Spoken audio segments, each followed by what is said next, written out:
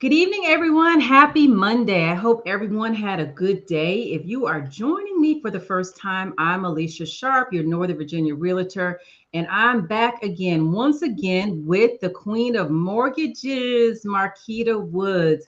Markita is the branch manager for Fairway Independent Mortgage Corporation.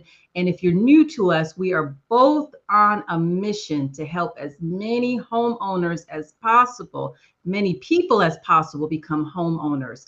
So for the past couple months, we've been jumping on social media, educating, inspiring, and trying to help. If you missed any of our conversations, you can always go back. Marquita, we did one on how to buy a house with a 580 credit score. Yes, a 580 credit score. In our last conversation, we talked about the credit report. So tonight we are going to go a little bit further. And again, Marquita, it is so good to see you again. How are you doing? I'm doing great.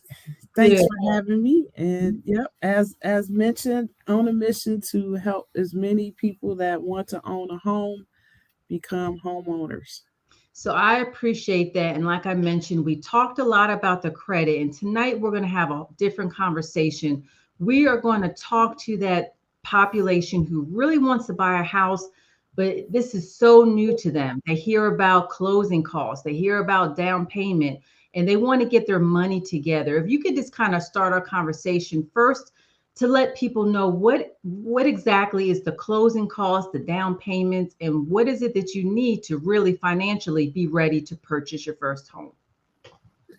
Well, part of it really depends on loan type, quite honestly. So I think the biggest challenge for people in getting ready for purchasing a home is that we hear down payment, but we don't hear closing costs. And Hmm. that's part of a hidden thing that a lot of people don't figure into or factor into their savings, that I have to pay closing costs. Well, so let's just bounce back to the down payment. Hmm. If you are a veteran or active duty military, you actually have a loan that doesn't require a down payment, because that's a benefit for your service.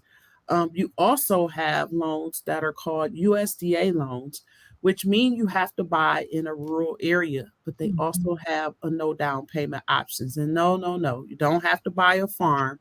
It just has to be in a zip code that has been deemed a rural area. So those two loans don't actually have a down payment requirement. But most people that are buying fit into the bucket of either a FHA or a conventional loan, which the minimum down payment there is about 3% of the sales price. So, for example, if a home was $400,000, 3% of that's going to be $12,000 for the down payment. But like I said, Alicia, a lot of people don't understand the hidden other costs that are there. They're not hidden, they're just not talked about as much, right? At the end of the day, we're thinking, I need to buy a house. What's the bottom line, right? We lump everything into the category of an actual down payment when it's down payment plus closing costs. So I tell people to remember this: not all loans have down payments, but all loans have closing costs. So if Hmm. you're using financing, you're going to have costs associated getting you to a closing table. And those costs are made up of few different categories. You have your lender fees, you have the taxes, because Uncle Sam is always going to be involved.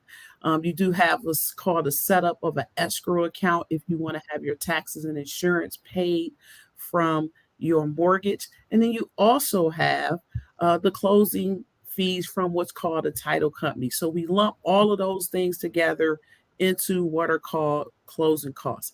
Around here, because we have sales prices that are pretty high, Hmm. you can average it out to be about 3% of the sales price. So 2.5 to 3% of the sales price. So yes, that's an additional 2.5 to 3% of the sales price that someone would need to consider when purchasing a home. However, we have down payment assistance. So for first time home buyers, we do have down payment assistance.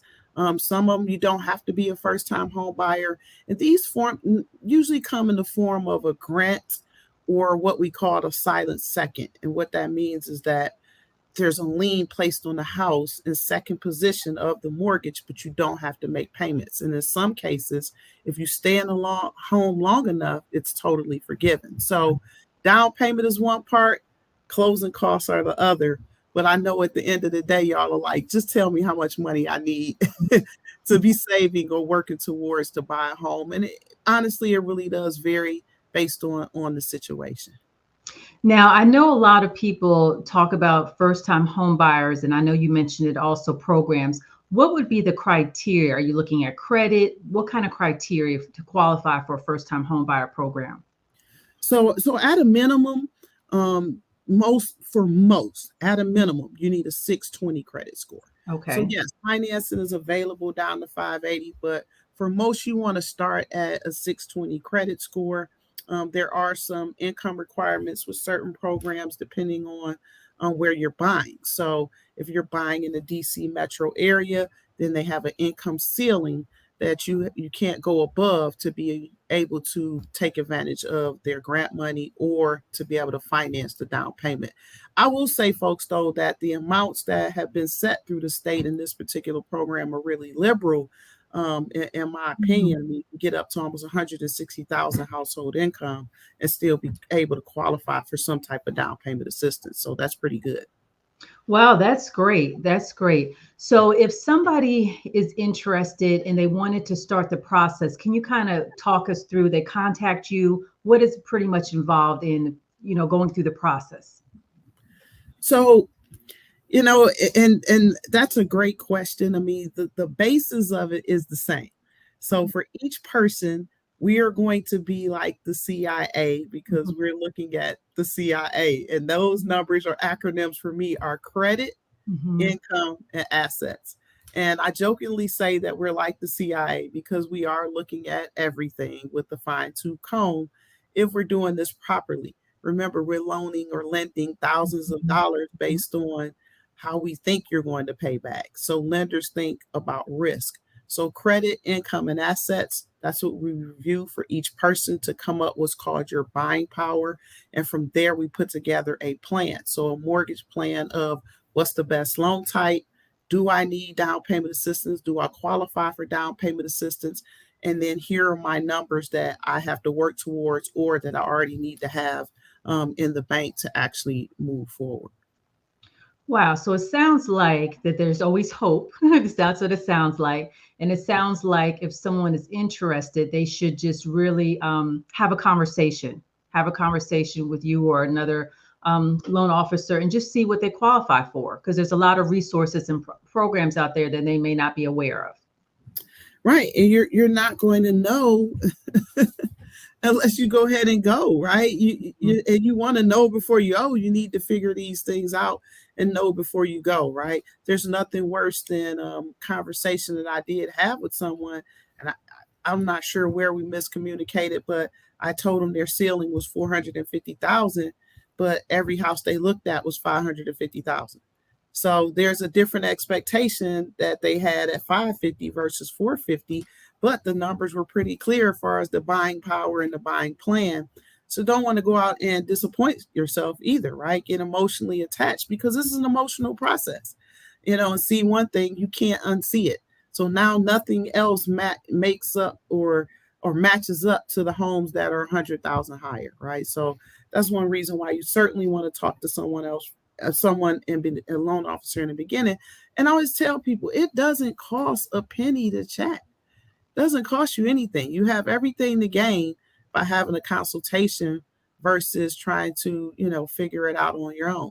The other pushback that I get about people actually having this conversation is that is there going to be a hard hit to my credit? I don't want to have a credit inquiry.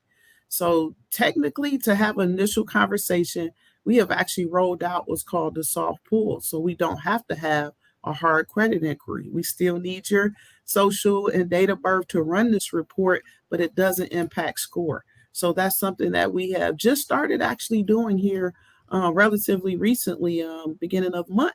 So perfect timing on that. So there's no excuse now. Like if you think you want to buy a home in the next 6 to 12 months, then you need to have that conversation. And it's really important for us timing.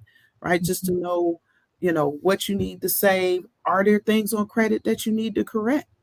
Right? I had a buyer today. She pulled out of the process because when we spoke a little less than 2 months ago, her lease is over at the end of June. Yeah, this month. Gosh, it's June. Right. Yeah, at the end of June. So we had spoke maybe like 45 days ago. And she had one account that she really needed to address before we could actually move forward. Had she started this out 6 months, she would have time to address it. She was able to locate the creditor and take care of the account for it to be deleted, but the whole process is going to take 45 days. So now, with that in mind, that leaves her kind of in limbo of by the 30th, that's not 45 days. Mhm. That's like 25 days. So she's decided to go ahead and rent. And it's unfortunate because proper planning would have prevented this poor performance here at the end. So it sounds like basically, no matter what kind of challenges you have, as long as you start the process, it may not happen overnight, basically. It may not Right. happen overnight. But if it's something you really want to do, purchase your home, it is possible, but you never know until you start the process and educate yourself. It's all about the education piece. Exactly. And I really think that this conversation should start about 6 months out. I don't think it's premature, even if you have excellent credit, because that excellent credit, at least now you understand the loan type that you could be matched with, how much down payment you need, how much closing costs you might actually need to save up over that 6 month period, or just to have on the sideline when it's time to actually buy. So I really think people should give themselves a 6 month window when thinking of buying a home. I like that you said that. That's really good advice. So, it doesn't have to happen tomorrow. Just start now. So give yourself time to plan and prepare. Correct. Yes, ma'am. So I really enjoyed your information. You really hit on some valuable information. If somebody wanted to start the process, they wanted to have a conversation with you, what is the best way for people to contact you? So the easiest way to contact me is chatwithmarkita.com. So chatwithmarkita.com. We can schedule a phone consultation or a Zoom consultation, just a 15-minute chat to find out what your goals are, figure out some little things about where you want to buy, when you want to buy, and move forward the process from there. I also can easily be found at queenofmortgages.com. Well, I appreciate that. And before we end tonight's conversation, is there any last piece of advice you may want to add to someone who's listening? Hey, I'm kind of scared. I don't know if this is going to work. Anything maybe we didn't cover that you want to kind of end with for that person in that position? I think I said it on the last call. Now I'll say it again. Faith without works is dead. Mhm. Fear and faith can't exist all at the same time. And it really is for many people a false expectation appearing real. How are you going to know what you can do if you don't talk to a professional? And that is not your coworker. That is not your mom and dad. Bless them. I know they bought their house and own it and things like that. But that's talking to someone that's on the front line daily that can give you the expert advice you need, and that's not in a 30-second reel or a TikTok reel or any of the like. It's actually having a conversation and again having those 5 P's, just having everything properly planned to prevent a poor performance. Thank you, Marquita. That was so helpful. So it is possible. We just got to be willing to start and put in the work, but it can be done. Yes, ma'am. So thank you so much. And we look forward to speaking to you next time. Have a great evening, everyone. All right, we'll see y'all. Gosh, that goes by quick.